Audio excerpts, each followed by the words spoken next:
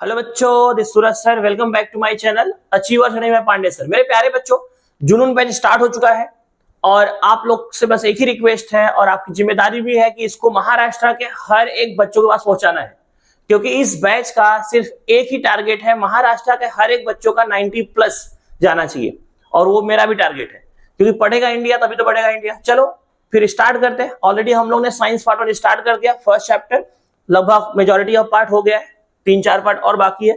तो मेरे प्यारे बच्चों, नेक्स्ट टॉपिक जो है वो है मास एंड वेट। तो मेरे प्यारे बच्चों, मास और वेट क्या होता है? कोई आपको बोला आपका मास क्या है, आपका वेट क्या है, तो बोलते हैं 45 kg 55, जितने किलो के आप होंगे। ठीक है, तो आज हम लोग देखेंगे कि मास और वेट दोनों अलग अलग होता है।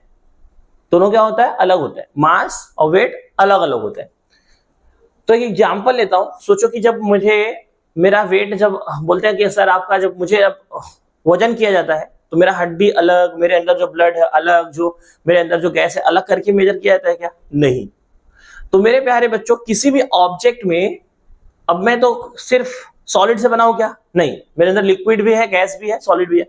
तो किसी भी ऑब्जेक्ट में जो सॉलिड लिक्विड गैस होता है ना, जितना उसमें सॉलिड लिक्विड गैस प्रेजेंट है वही उसका मास है। और ये सॉलिड लिक्विड गैस को क्या बोलते हैं? मैटर। क्या बोलते हैं? मैटर। तो मेरे प्यारे बच्चों, किसी भी ऑब्जेक्ट में कितना मैटर प्रेजेंट है, मैटर मतलब झगड़ा वाला मैटर नहीं, सॉलिड लिक्विड गैस वाला, कितना मैटर प्रेजेंट है वही उसका मास होता है। क्या बोले sir? The amount of matter present in an object is called as mass of that object. ठीक है, उस ऑब्जेक्ट का मास होता है। क्या होता है? कितना उसमें मैटर प्रेजेंट है। ठीक है, मैटर करना रहेगा, मास को याद कर लेना। ठीक है, चलिए। तो मेरे प्यारे बच्चों, ये मास हो गया। इसका मैं डिफरेंस बिटवीन लिख दे रहा हूं। इसका अभी तक डिफरेंस बिटवीन ही आया है बोर्ड में 2 बार और फिर से यही आएगा। ठीक है, तो पहला पॉइंट में आप लोग क्या लिखेंगे?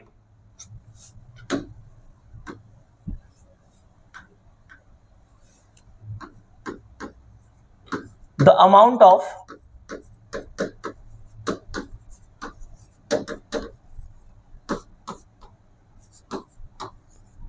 Present in an object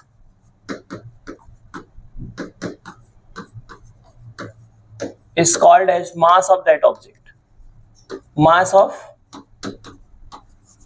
that object. उस ऑब्जेक्ट का क्या होता है? मास होता है। What about weight? Weight is nothing but gravitational force. Weight एक प्रकार क्या है? ग्रेविटेशनल फोर्स है। किसी भी ऑब्जेक्ट को अर्थ जिस फोर्स से अपने सेंटर को अट्रैक्ट करता है ना, वही उस ऑब्जेक्ट का वेट होता है। The force with which Earth attract an object towards its center is called as weight of that object. मतलब एक प्रकार का ग्रेविटेशनल फोर्स हो गया। क्या हो गया? Gravitational force. तो क्या लिखेंगे मेरे प्यारे बच्चों? The force with which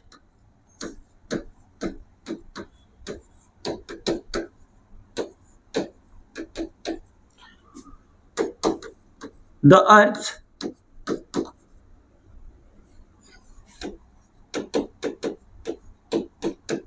attracts an object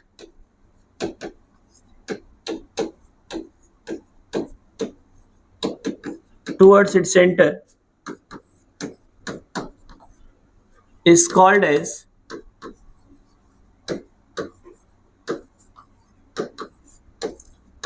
weight of that object. उस ऑब्जेक्ट का क्या होता है? वेट होता है। समझा? किसी भी ऑब्जेक्ट को अर्थ जिस फोर्स से अपने सेंटर को अट्रैक्ट करता है वो क्या होता है? वेट होता है। बेटा एक एग्जांपल दूं आपको। सोचो कि एक पत्थर लियो, इतना बड़ा है। सोचो कि वो आधा किलो का है, मतलब 500 ग्राम का है। तो उस सोचो हम लोग मुंबई में रहते हैं तो 500 ग्राम का है, तो हम दिल्ली लेके जाएंगे तो क्या 1 किलो का हो जाएगा क्या? मून पे लेके जाएंगे तो क्या 600 किलो का हो जाएगा क्या? नहीं, उसका मास हमेशा सेम रहेगा। वो मास क्या, वो जो 500 ग्राम है क्या है? उसका मास है। तो मतलब किसी भी ऑब्जेक्ट का मास कभी भी चेंज नहीं होता। क्या होता है? कांस्टेंट होता है। तो दूसरा पॉइंट जो लिखेंगे, mass of an object remain constant. Mass of an object remain constant. Constant का मतलब होता है मेरे प्यारे बच्चों फिक्स। किसी भी ऑब्जेक्ट का मास जो होता है चेंज नहीं होता। मास of an object can not B change. ठीक है, चेंज नहीं होता, मतलब जो है वही है। Mass of object remain constant. ठीक है। व्हाइल वेट क्या होता है? Weight weight of an object changes from place to place, place जैसे प्लेस चेंज होगा वैसे वेट भी चेंज होगा।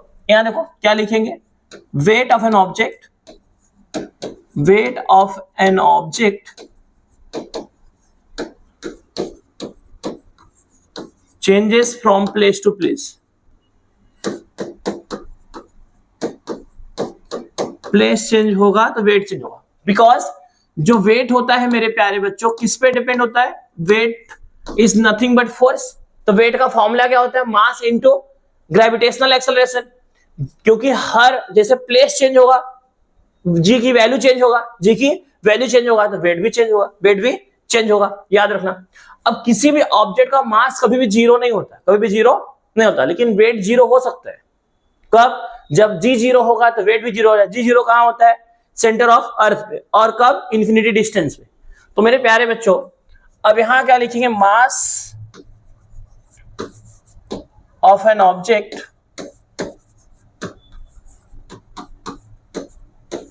Can not be zero, can not be zero, weight can be zero, weight of an object can be zero, can be zero. कब zero होता है, at the centre of mass and when object is situated at infinity distance from the earth. अगर कोई object infinity distance पे है तो वहां पे भी वेट क्या हो जाएगा, उसकी जी की वैल्यू जीरो हो जाएगा तो वेट भी जीरो हो जाएगा। चलिए अब मेरे प्यारे बच्चों अब दूसरा चीज, ये जो मास है, मास में डायरेक्शन होता है, मास में डायरेक्शन होता है क्या, नहीं होता, लेकिन वेट में डायरेक्शन होता है। क्यों, x weight is related to gravitational acceleration, g से, तो जी में डायरेक्शन होता है तो वेट में भी क्या होगा, डायरेक्शन। देखो कहां फोर्स लग रहा है, सर्कल के, देखो अर्थ के सेंटर की ओर ना, तो मतलब इसका मतलब इसमें डायरेक्शन है, और जिसमें डायरेक्शन होता है वो कौन सी क्वांटिटी होती है, वेक्टर क्वांटिटी। तो वेट क्या हो जाएगा, वेक्टर क्वांटिटी, और मास क्या हो जाएगा बेटा, स्केलर क्वांटिटी। तो यहां क्या लिखेंगे मेरे प्यारे बच्चों, mass is a scalar quantity, mass is a scalar quantity, scalar quantity. What about weight, weight is a vector quantity, weight is a vector quantity. कौन सी क्वांटिटी है, वेक्टर क्वांटिटी है। अब मेरे प्यारे बच्चों मास का एसआई यूनिट क्या होता है, सीजीएस यूनिट क्या होता है, वेट का एसआई यूनिट और सीजीएस यूनिट क्या होता है। 2 नंबर आपका फिक्स है, जैसा लिखा हूं वैसे लिखना है। 5 पॉइंट आपको लिख के आना, 4 पॉइंट लिखना होता है। यहां क्या लिखेंगे, SI unit of mass is kg and CGS unit क्या होता है मेरे प्यारे बच्चों, and CGS unit is gram. CGS unit क्या होता है, gram. What about weight, SI unit of weight is newton and CGS unit क्या होता है मेरे प्यारे बच्चों, सीजीएस यूनिट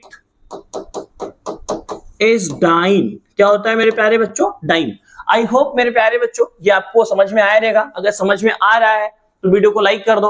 अगर आप चैनल पे नए हैं तो चैनल सब्सक्राइब कर दो, बेल आइकन दबा दो, क्योंकि जब भी वीडियो अपलोड हो सबसे पहले नोटिफिकेशन आपके पास जाना चाहिए। और एक रिस्पॉन्सिबिलिटी आपको भी लेना पड़ेगा कि जुनून बैच को महाराष्ट्र के कोने कोने तक पहुंचाना है। 10वीं के हर एक बच्चों के पास जाना चाहिए, क्योंकि पढ़ेगा इंडिया तभी तो बढ़ेगा इंडिया। क्योंकि जुनून बैच का एक ही टारगेट है, महाराष्ट्र का हर एक बच्चा 90+, और वो सूरज सर का भी टारगेट है। चलिए मिलते हैं नेक्स्ट वीडियो में, तब तक